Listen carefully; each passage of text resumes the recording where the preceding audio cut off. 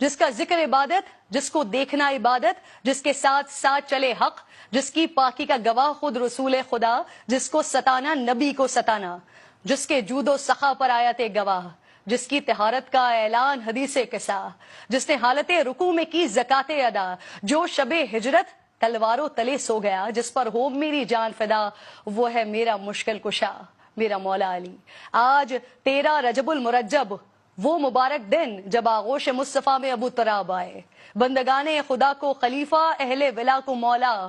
ید اللہ من اللہ، عین اللہ، وجہ اللہ، لسان اللہ، اسد اللہ، فاتح خیبر، حیدر کرار، باطل کے لیے تھا جو شعلہ بار، امیر المومنین، امام المتقین، ریاست مدینہ کے چوتھے خلیفہ۔ حضور نے کہا جسے بہترین بستر مرگ پر بنا جو امین، جس کی شادی کا فیصلہ ہوا عرش برین، 40,000 فرشتے تھے حاضرین، جس کی عداوت ہے قابل نفرین، ذہانت میں بے مثال، بہادری اور شجاعت میں باکمال، چیف جسٹس آف ریاست مدینہ، پروردہ آغوش مصطفیٰ، وارث علم الانبیاء، سپہ سالار لشکر مصطفیٰ، روحانیت کا شہنشاہ، عرب و عجم کا بادشاہ، ہر خاص و عام ان کے در کا گدا، جس نے بدر و احد جیسی سخت ترین جنگوں میں پرچم اسلام لہرایا۔ محبت و الفت کے اس سفر کو اما عائشہ رضی اللہ تعالی عنہا نے یہ کہہ کر کوزے میں سمو دیا کہ اللہ کے نبی عورتوں میں سب سے زیادہ حضرت فاطمۃ الزہرا اور مردوں میں سب سے زیادہ حضرت علی سے محبت کرتے تھے۔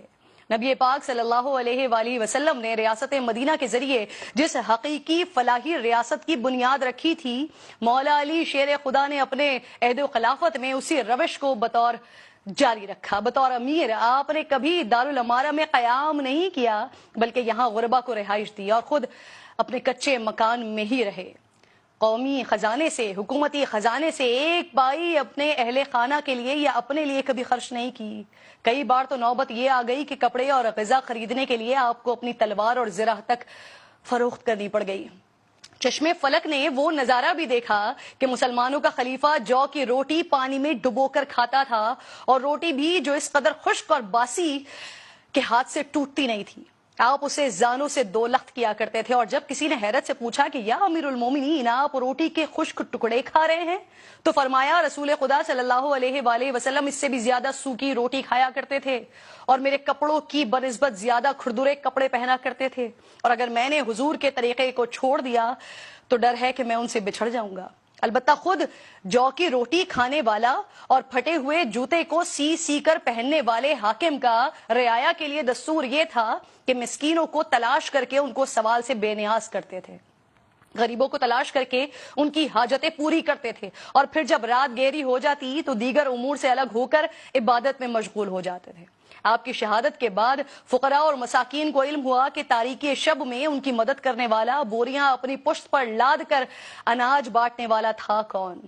حکومتی مجبوریوں یا سیاسی مصلحتوں کی آڑ لے کر نہ ہی بیت المال سے غیر مستحق افراد میں وظیفے بانٹے، نہ ہی اپنے لیے تحائف سمیٹے۔ بیت المال سے خاندان نوازی کی روایت بھی قائم نہیں ہونے دی، حتیٰ کہ اپنے ہی بھائی کے سوال کرنے پر گرم سلاخ آگے کر دی کہ اگر تم یہ نہیں پکڑ سکتے تو میں تم کو نواز کر خود کو مشکل میں کیوں ڈالوں۔ فتنوں اور پرآشوب حالات کے باوجود مخالفین کو زیر کرنے کے لیے کبھی ہیلا و فریب سے کام نہیں لیا،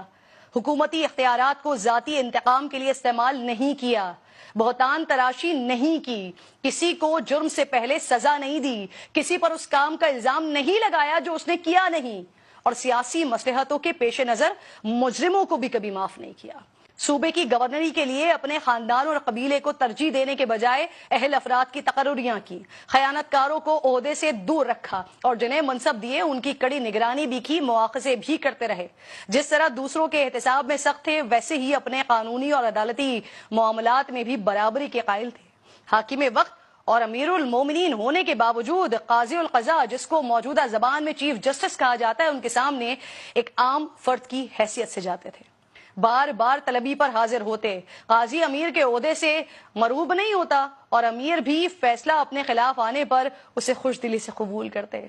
اے مملکت خداداد پاکستان کے حکمرانوں، کیا علی المرتضیٰ کی پیروی کرو گے؟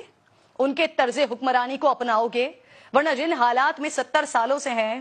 مزید 70,000 سال بھی رہ سکتے ہیں. امید اور دعا یہی ہے کہ اللہ مجھ سمیت تمام اہل منصب کو خلفائے راشدین اور اہل بیت و اطہار کے طریقہ کار پر چلنے کی توفیق عطا فرمائے.